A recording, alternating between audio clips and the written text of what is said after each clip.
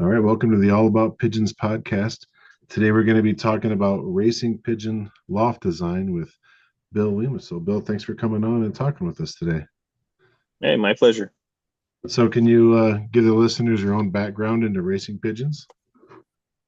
Yeah, I've been racing steadily since 2011 at this location. I had birds on and off a few times before that.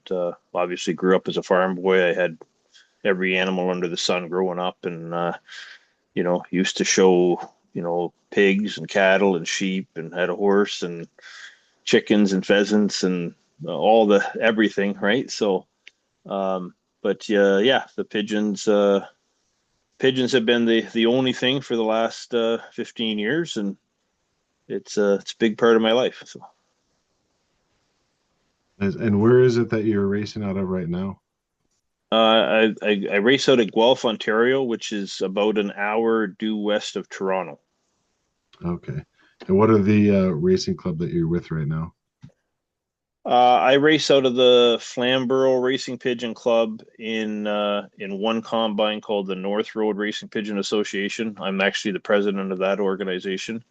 Oh, There's another combine that races from the east. It's called the East Course Combine. I've been a member of it for many years as well, and I race with the Waterloo Wellington Club on that course. This year we've started to overlap a little bit where they have come on with us due to declining numbers on the East Course. They've been coming on for a few of the longer races with us to try to help them out. and so before we start getting into all the details and stuff like this about racing pigeon loss, let's just clear it up that everyone's in different climates, situations, and things like this. Um, there's also universal truths when it comes to building and design features and stuff of racing pigeon lofts. Um, so with that, people who are listening and maybe you're working on another loft or something like that, or maybe adjusting features with your own loft, just if you hear something you want to try it out, just take that into consideration. People in a hot climate compared to a really cold or wet or dry, everyone has different situations. So build your loft somewhat accordingly in that aspect. So for instance, Bill, what it kind of, I mean, you guys are probably in a pretty, you get pretty cold winters up there, don't you? Yeah, we're in a pretty cold climate up here. There's a lot of different systems to flying, especially young birds. Up here, predominantly everyone flies under the darkening system. Okay. We simply don't have enough time to put the birds through a light program where you're cutting, maybe eight, nine, 10th flight and shutting the birds down and give that flight time to grow back in. Our racing started this past weekend in one combine. We start next weekend in another, and we're usually finished by the end of September.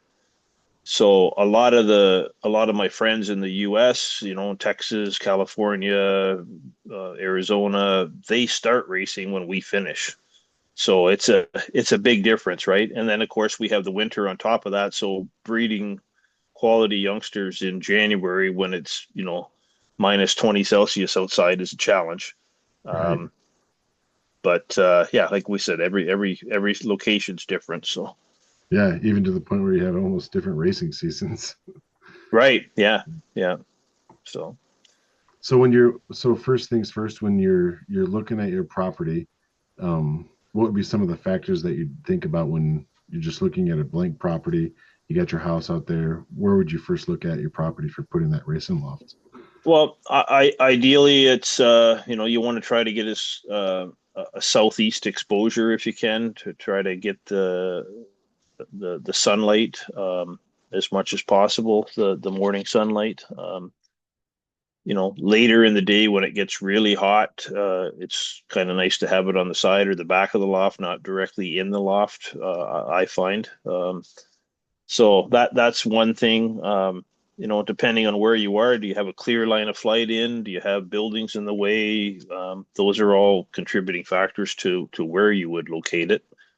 Can can you put it high in the air? Can you put it down low? I mean, I know some people have second story lofts. You know, they'll have a garage underneath, and they'll have the pigeon lofts up on the second story, and that has some added benefits because if you're heating the garage, then the floor of the loft on the second floor is always going to be a little bit warm, which helps keep it dry. So, you know, there's Yeah. different things to think about, right? So, Oh, okay. And so yeah. with and the other side of it too would be, how do you feel about multiple lofts, like multiple smaller lofts, Uh, or one large loft that are sectioned off for like breeding and separating the cocks and hens? yeah, I personally, I think breeding loft ideally should be separate from your racing loft. But I've had, you know, since I've been here, I've had multiple different buildings for racing lofts. I had the old birds in one section and young birds in three other lofts. You know, and I would fly one loft on one combine in one direction and a different loft the other direction, and that's that's great to keep young birds separate and straight. But then when you want to fly them as old birds and you want to combine them all, I would fight for weeks to break them to the old bird loft. You know, I mean, they could see the old bird loft from the young bird loft and vice versa. At the end of the young bird season, I take all those birds that I'm keeping and I put them over to the old bird loft where they sit in the aviary all winter and they're looking at their young bird loft. And then I let them out in the spring and they go and hang on the screen for 3 weeks trying to get back in that young bird loft. Like it's just brutal. Like a couple of years ago, I lost 31 yearlings to the hawks because they just picked them off of that, you know, hanging around that loft. They trying to get in there, and it's a nightmare. So I'm a big advocate now of having one racing loft. Ideally, have one trap into a front hallway, and then go left or right. Have sliding doors, pocket doors, whatever you need. You can have your old birds, your young birds, everything traps into the same spot. That you don't have that fight to deal with at all. Sure, it And makes life easier. right, yeah, work with that natural habit where they want to come back to where they were born. And Right. You can't punish them for it. They're just doing what you've trained them so hard to do, right? right. You know. Oh, So, and this goes back to climate and stuff like this, but what kind of floors do you prefer in your loft setups? well, again, here in this climate, because of the cold, we pretty much have to have a plywood floor. Yeah. Pretty much have to have everything closed up. You know, I visited lots of guys in the southern states, and they're all up on expanded metal, wide open Mhm. floors, and you know, lots of air, and that's great. Um, it has downfalls too we can talk about, but yeah, here when you're darkening, you need basically, you know, a pretty solid loft. You got to be able to close the windows off and darken it down so that they only have 8 hours of daylight a day. Doesn't really matter when that 8 hours is. You kind of can work that around whatever your personal schedule is. You know, my shop is only 5 minutes from home, so I have the luxury of coming back and forth 2 or 3 times a day if I want to. So, what I tend to do is I'll take them out of the dark, uh, you know, at noon, 1 o'clock in the afternoon, and they'll go to bed with natural light, and then I close the loft up so that in the morning when they're, you know, when the sun's up, it's darkened. It stays darkened until I come home.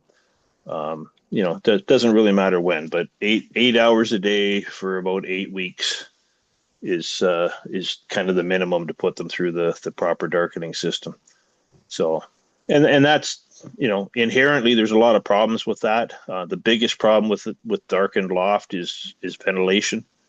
Obviously, if you're closing everything off and closing the light off, you're also closing off a lot of the airflow. So you really got to think about how you're building the loft to try to minimize the restriction of your ventilation. Especially if you know you're closing the loft off and you got the sun beating down on it, it's hot inside, and you Yeah. know, and they're locked up like that until 1 or 2 o'clock in the afternoon. You got to keep air moving. So what do you do to keep air going through when you got everything blocked off? I have a fan up in the attic space, Okay. um, and I have in the front wall of the loft. I have about 18 inches of uh, perforated metal that runs the length of the bottom of the front wall, and it's a double layer. It's on the outside of the stud and it's on the inside of the stud, so that pretty much stops the light from coming through the perforation. And then in the ceiling, right up against the front wall, I have sliding panels in the ceiling that I can open and close. Right, so I can control the amount of draft that comes through that front wall. Um, and an interesting thing too is even in the evening when I go in there when the loft's not darkened, um, you can sometimes go in there and depending on what's going on outside, you can actually feel cold air coming down through the ceiling. So then it's important to be able to close those shutters off in the ceiling to control the air. The big thing to keeping birds informed, I believe, is to minimize the temperature fluctuations between day and night. And I think that's a big downfall that a lot of the southern lofts have. They normally have very warm days, and probably very warm evenings as well overnight.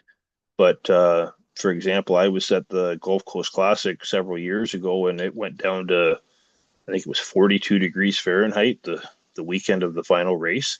And I'm visiting guys' lofts, and it's like, guys, you're losing all the form on your birds right now because you don't have any system in place to close off that floor. Right, the cold air is just coming in, blowing around, and so those are all things to think about when you're in a different area. If I were to build a loft in the southern states where I had the luxury of having it up and on expanded metal flooring, I would definitely have some sort of a panel that I could lay on the floor at night in the racing loft to try to minimize that temperature fluctuation.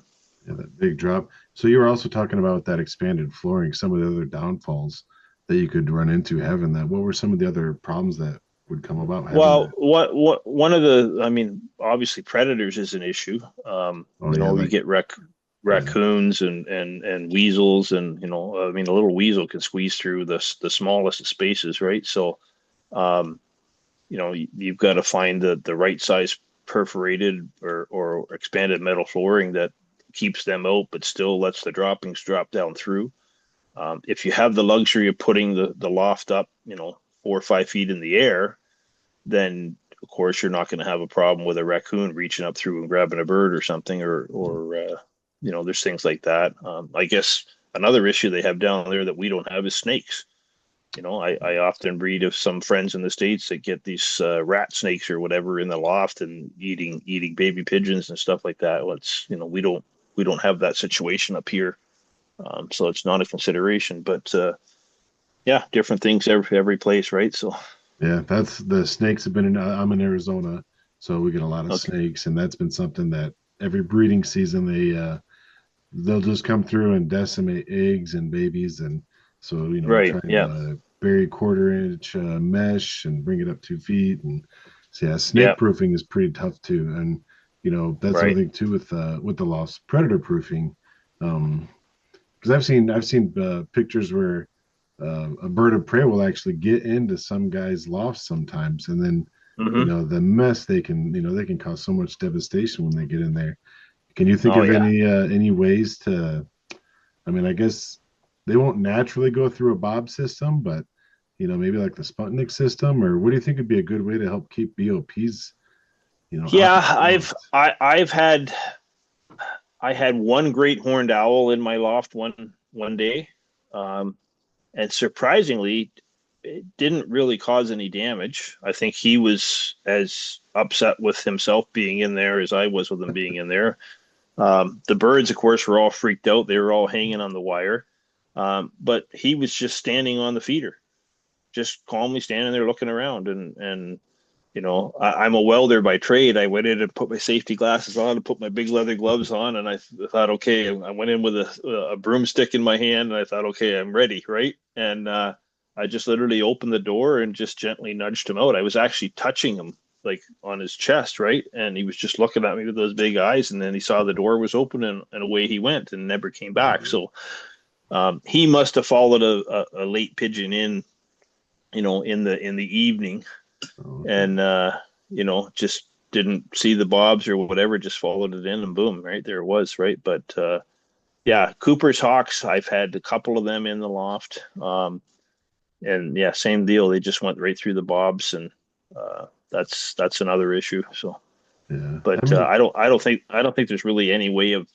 preventing that from happening, other than get your birds in and close it off so that nothing can get in or out, right? But yeah.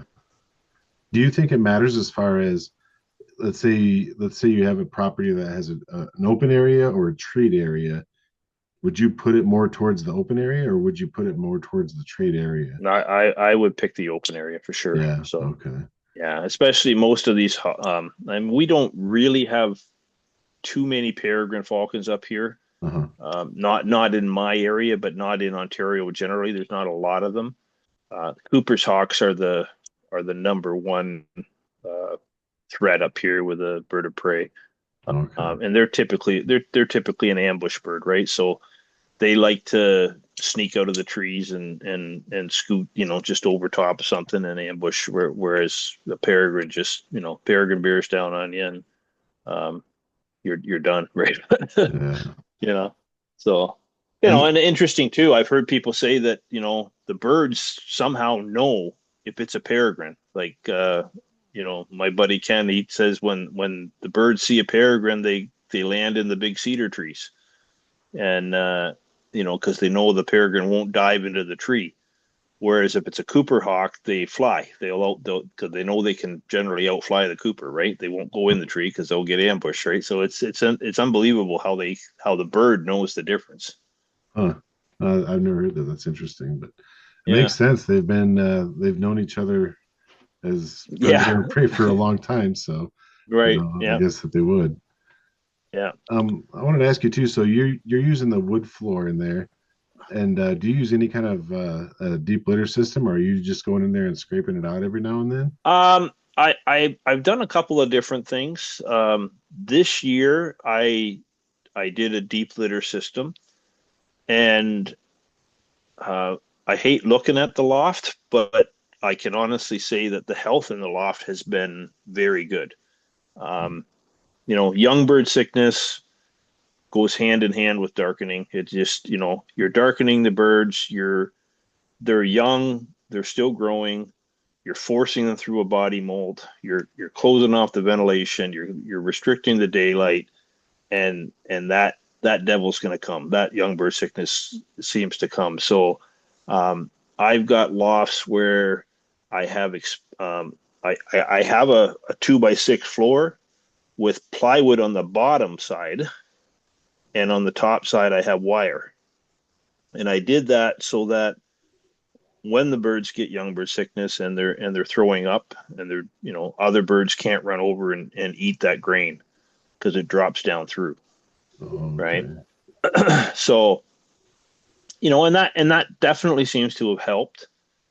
But like I say, this year I tried the deep litter system, and kind of by accident, actually, is I did some breeding in one of the young bird lofts. I had about 12 pair in there, and I let them raise 2 rounds, and I left the youngsters in there with them. And and then when I pulled them out, I pulled the breeders out. I left all the young birds in that section, and I left all the nest bowls and everything just the way it was when breeding was over. I was just really busy. I didn't have time to get in and clean it. And I thought, okay, well, it's all dry. I'm going to try this and see what happens. Right. And no young bird sickness, none. Oh, wow. So uh, is it coincidental? I don't know, but it's definitely an interesting observation. So, And there's a lot about um, like you can design a loft well the first time, and if it's designed well, if it ventilates well, you're just saving yourself a lot of headaches when it comes to birds getting sick from improper, Right. they're getting wet or whatever, or yeah, old food Yeah. sitting around for them to eat. um Yep. Dry is paramount. You got to minimize, any water getting in the loft through rain or you know snow or whatever. You got to minimize that as much as possible. I think that's a big key. If it's dry, it's healthy.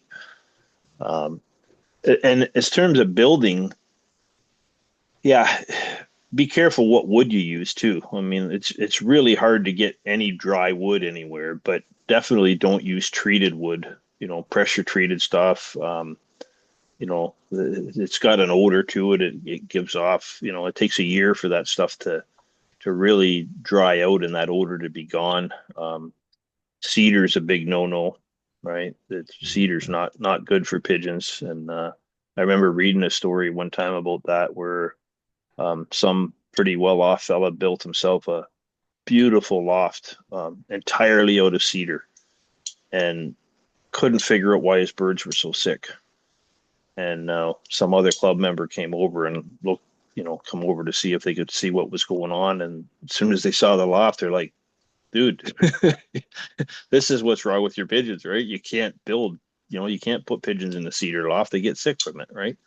So again, it just gives off this odor that's not healthy for them.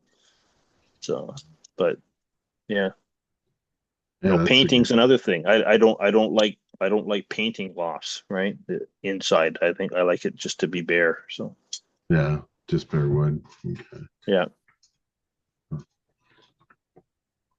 so but yeah, for the guys that are in the southern states, um, you look at a lot of the big one loft races, they're steel frames, they're steel floors, it's like a steel structure. Mhm. It'll last forever. Maybe they do that because they're in Tornado Alley. I don't know, but it's definitely you can get in there and pressure wash it all off, and that's an advantage to that. Whereas you can't really do that so much with wood, right? Yeah, with the So steel. Yeah. you know, So, so I mean, with your breeding loft, so you actually have a separate loft then for your breeders, outside of your right? racers. Yeah, I Okay. actually have when I bought this place, there's a 30 by 30 garage, and I built individual breeding pens inside the garage. Okay. Um, I love the individual pens. The Again, air quality is a problem. In the wintertime, it's cold. I got a furnace in there. I keep it at 45 degrees Fahrenheit just to keep, stop the water from freezing and whatnot. Right. Don't want it real warm. But yeah, it's minus 20 outside. You get more humidity than you like. You can't really change the air that often. I mean, I'll open the door up every day for a few minutes and just let the air change. Because you got to warm it back up again. But it's not ideal for sure. Um, Yeah. there's a little saying up here about May babies go all the way, right? And everybody tries to breed those early birds in January and even December, so that you can barely get bands on them January 1st. Um, and I've done that. And it's interesting. They're like kids, I think. If you don't get them out on the landing board when they're 45 days old and get them going in and out of the trap and get them doing their little flutters, their little fly around little circles and down the driveway and back up. And I've done that. I've had my insulated coveralls on and my big woolly hat, and I'm standing out there with a broom watching for hawks, right? And get those babies, going. If you don't do that, I think they just get stupid.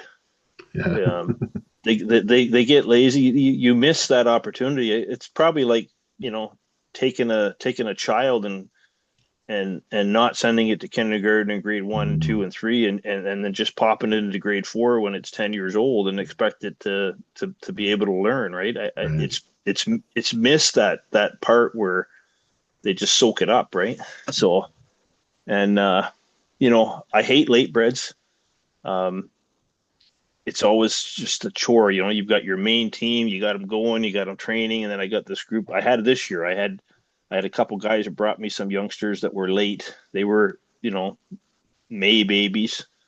Got them here in June, and just because we start racing so soon, it's like, okay, what am I going to do with these things? I got to get them going. They weren't even kitted up flying yet. And I thought, okay, I'm taking them down the road. I took them 2 miles away, right? And 30 babies, okay? And I chased them out, and one of them flew right into a tree. So I thought, okay, I'm not going to see you again. But the other 29 went up, and they're flying all over the place. And it took them all day to get home, one at a time. But by the end of the day, I had 29 birds home. And the Yeah. next day, I took them back to the same spot, and it took them a couple hours to get home. And I took them to that spot about 6 times, and then they were beating me home, right? Mhm. So that's 1 week gone, and then I take them 5 miles, right? And again, it takes them a couple hours, and they all came together in a group. Tossed them there a couple times. Then I went 7 miles a couple times. Then I went 10 miles a couple times. And then I went 20 miles. And then I went 40 miles. Well, now those birds are caught right up, and it's like I would never do that with my early bred team. We're so careful with them. We take them, because you don't want to lose them, right? But when you get those late breds, it's like, yeah, I don't care if I lose you or not because I don't need you, right? But they react so good, so well, Yeah. really. They're not darkened either. They're just natural, and I find natural pigeons will always fly better than a darkened pigeon.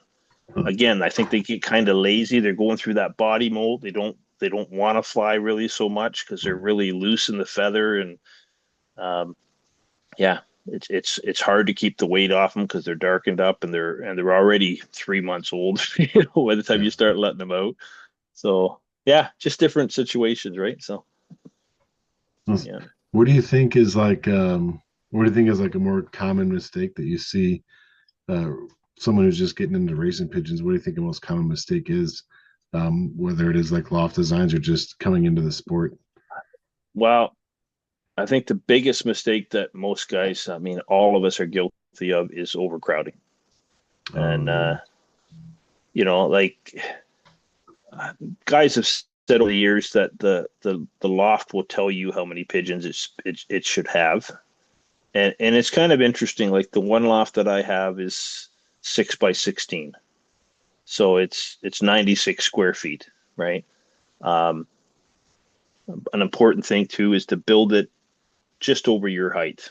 You don't want a loft with an 8 foot ceiling so the birds can fly over your head. Like I'm 6'5", maybe 6'4", and now I'm shrinking a little bit, I think. But the inside of my loft is 6'6", right? So, um, but that loft has 72 box perches in it.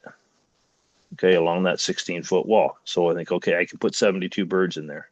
Well, every year I end up with about 45 to 50 birds is the right number, right?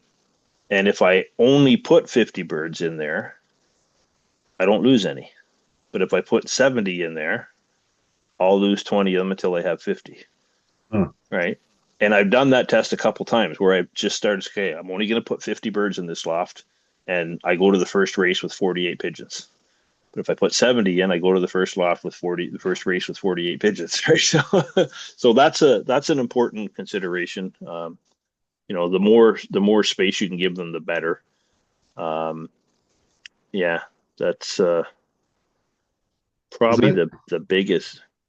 because I've heard numbers Yeah. like a square foot of pigeon, which just seems crazy to me.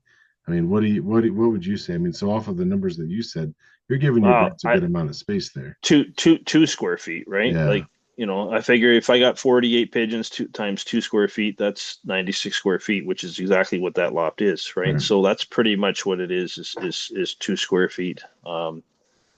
And again, maybe in a southern climate where you've got an open floor and everything else, maybe you can put more than that in. I don't know. I can't have no experience with that regard, but I know up here when the lofts are closed off, that seems to be the magic number.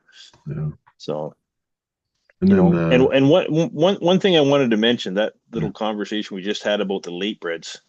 yeah. Um, you watch a lot of these one loft races that guys send birds to, and a lot of these races keep the birds locked up for 3 or 4 months before they let them out. And I just look at what happens here with these late breds when I push them like that, and I wonder if a lot of these big losses we see in one lot races aren't a result of that same situation where the birds aren't getting out and getting that kindergarten training, All when they right. should. And I understand it's hard, like, unless they have it set up in a way where they can take 1 month's worth of entries and start letting them out and getting them going, and then it turns into an all day project for them, right? But I think there's a lot of comparisons there to think about. So, Yeah. you know, I mean, that makes a lot of sense though. They right? they Yeah, miss out on that really early development on learning and yeah. I getting that I always instinct thought going. I always kind of thought if I'm going to send to a one off race, I want to send early so that the birds got a chance to mature and develop an immune system. And after watching this, I'm kind of thinking, you know what, maybe it's better to send them late so that they don't get that opportunity to get lazy, Yeah. and if they get sick and die, because they're too young and everybody else is too old, well, so be it. But I kind of wonder if the ones that are there won't be better off. Again, that saying up here about May babies go all the way. I mean, baby born in May will be flying 350 to 400 miles at the end of September, Yeah. right? It just, they do it. So, Huh. Oh, that's interesting. yeah. All right. Well, we're coming up against the clock here, but this has been a really interesting and fun talk. And Bill, I really appreciate your time. Thanks so much for coming on the show. Yeah, no problem. I'm happy to have met you and talked about things. So, And we'll do it again sometime. okay, have a good night. Thanks, Bill.